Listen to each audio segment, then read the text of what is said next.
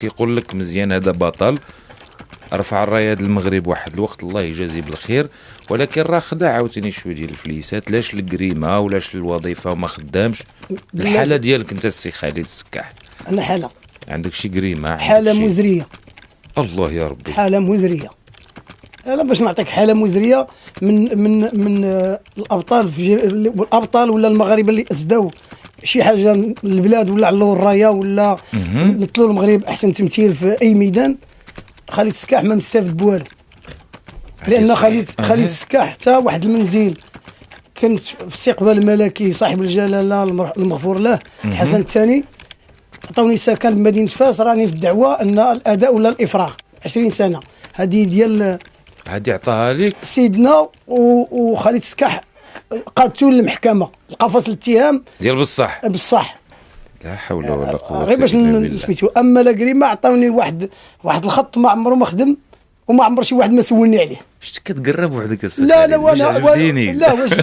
لا جبتيني هنا باش حتى اخواني يكونوا عارفين. يا ريت كلهم اللي كيجيو هنا كيكونوا لا خوك الوضوح الحمد لله. الوضوح والقناعه. الوضوح والقناعه. غادي نبقى معك في هذه النقطه هذه ونعاود ناكد. كنعرفوا الابطال ملي كيدوزوا المسار الرياضي ديالهم كيديروا لاباس، خصوصا بطل من الحجم ديال السي خالد السكاح كيعرفوا العادي والبادي.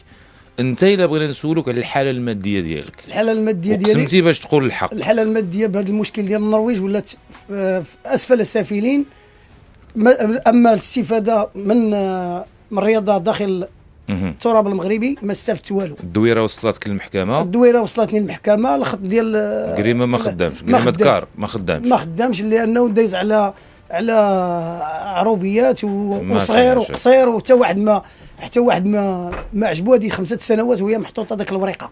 وباش عايش بداك الشيء اللي قسم اللي جمعناه من على برا خارج المغرب، ما من داخل المغرب ما جمعنا والو. وتبعونا عليها، تبعونا على الصحه وتبعونا على الوليدات وتبعونا على كل شيء، لان الشهره والعين حق.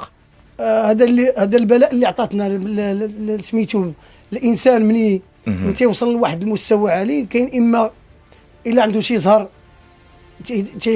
تيمنع، ولا ما عنده زهر تيحصل. حنا كنحصلوا هاد الشهره جبدتنا غير المشاكل. لا حول ولا قوه الا بالله. يصوب الله الامور ان شاء الله. السي خالد السكاح.